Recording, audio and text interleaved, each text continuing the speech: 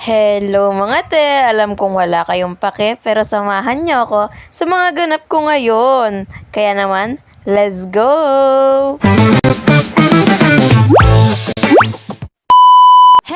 Hello mga ate! Ako'y nagbabalik! Ngayon nga, ipapakita ko sa inyo ang simpleng celebration naming may mga birthday ng November. Ito nga pala yung mga handa namin ngayon. Meron na kaming pizza, pancit, carbonara, buttered chicken, and cake. Tignan nyo nga itong bata na to, hindi pa nagkakantahan pero may sarili na siyang plato. Ganito nga yung madalas namin ginagawa. Kesa naman kumain pa kami sa labas, naghahanda na lang kami dito sa bahay para naman lahat 'di ba kasama. Mas magastos nga rin pala kung kakain pa sa labas, kaya naman yung tita-tito ko pati si mami ay nagluluto na lang dito sa bahay. Going back nga, nagsimula na nga palang kaming magkantahan para naman magkain na 'di ba? Birthday, happy birthday, happy birthday to you. Ganito nga pala yung eksena sa amin tuwing may mga okasyon dito. Talagang napakadaming bata dito sa amin mga ate. After nga magkantahan, syempre ito na ang pinakainaantay ng lahat, yung kainan na. Dito nga sa amin, tinatawag namin tong dulumugan. Kaya naman, dulumugan time!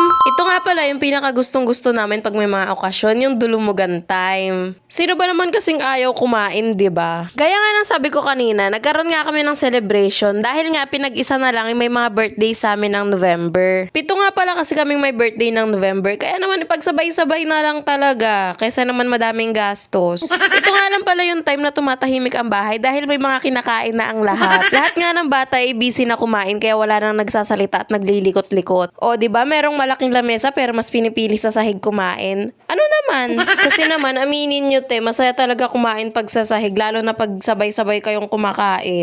Pero kasi nung time na to ay masakit talaga yung likod ko kaya naman di talaga ako makakain sa sahig at nandito kami dalawa ng pinsan ko sa lamesa at nag-uusap. Napadami pa nga talaga yung kain namin dyan kasi naman talagang ang sasarap naman talaga ng mga niluto, di ba? Lagi nga ganito lang ang setup tuwing may mga okasyon dito sa amin. Talagang magluluto lang for dinner and sabay-sabay kakain. Masaya na talaga kami sa mga gantong celebration lang. Basta sabay-sabay at magkakasama kami, okay na yan. Kaysa naman gumastos ng mahal, di ba?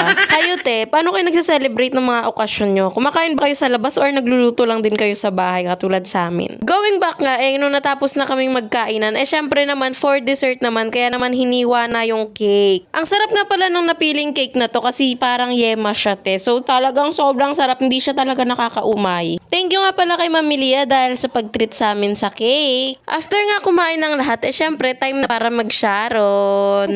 Keme lang, syempre nagtatabi lang kami para naman may kainin pa kami pagka umaga, 'di ba? Habang busy nga sila magbalot ng mga pagkain, nandito lang ako sa gilid, kumakain pa rin ng pizza. Grabe, walang kabusugan yarn. Hindi ko pa nga na-videohan pero after ko kumain ng pizza, kumain pa ako ulit ng cake. Talagang patay gutom. Ganun nga lang kami mag-celebrate ng mga birthday. Talagang kainan lang dito sa bahay. O siya, hanggang dito na lang muna. Balik kayo ha. Please like, share, and follow my page. Bye!